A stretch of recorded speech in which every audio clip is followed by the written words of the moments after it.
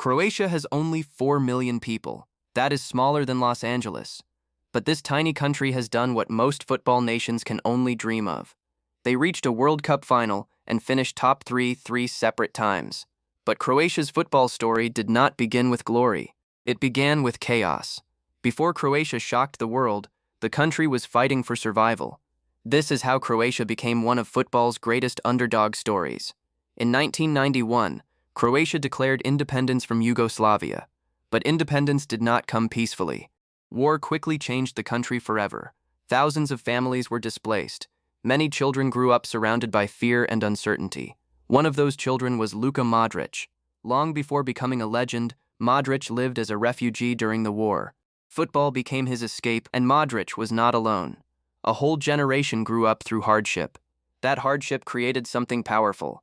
Croatia produced players who were mentally tough. They learned that pressure was not something to fear. It was something to survive. In 1998, Croatia qualified for its first World Cup as an independent nation. Most people expected them to enjoy the tournament and go home early, but Croatia had Davor Šuker, one of Europe's most dangerous strikers. This team was not happy just to be there. They wanted respect. Then came Germany, one of the greatest football nations in history. Croatia did not just beat them. They destroyed Germany 3-0. The football world could not believe what it was watching. A new country had reached the World Cup semifinals. Croatia finished third, and Šuker won the Golden Boot. For Croatia, this was not the ending. It was the beginning. Luka Modrić did not look like a future superstar. He was small, skinny, and easy to underestimate. But Modrić saw the game differently. He played like a chess master. At Tottenham, he proved he could handle one of football's toughest leagues. Then Real Madrid called, and the pressure became even bigger. But Modrić became essential and helped Madrid dominate Europe. Eventually, he won the Ballon d'Or, proving the doubters wrong. But with Croatia, every tournament still felt like a fight against the odds. They did not have the biggest squad, but they had unity and belief. When the 2018 World Cup began, Croatia was respected, but not feared. Most fans were focused on Brazil, Germany, France, Argentina, and Portugal. That was perfect. Croatia is most dangerous when the world doubts them. In the group stage, Croatia made a statement by beating Argentina. That win showed Croatia was not just another underdog. Then came Denmark in the round of 16. The match went to penalties, where one kick could end everything. But Croatia stayed calm. They survived and moved on.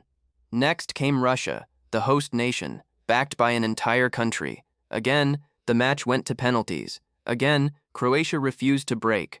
Croatia had reached the semifinal, but people wondered if they had anything left.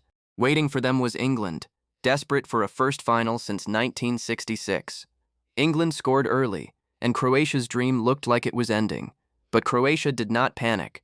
They dragged the game into uncomfortable territory. Croatia equalized, and suddenly England looked nervous. Then Mario Mandžukić scored the goal that changed Croatian football forever. Croatia had completed the comeback. They were going to the World Cup final. Back home, the entire country erupted in celebration. In the final, Croatia faced France, one of the most talented teams in the world. France won, but Croatia did not leave as losers. Modrić won the Golden Ball, and Croatia earned the world's respect. The amazing thing is that Croatia did not disappear after one miracle. In 2022, they faced Brazil, a team filled with superstars.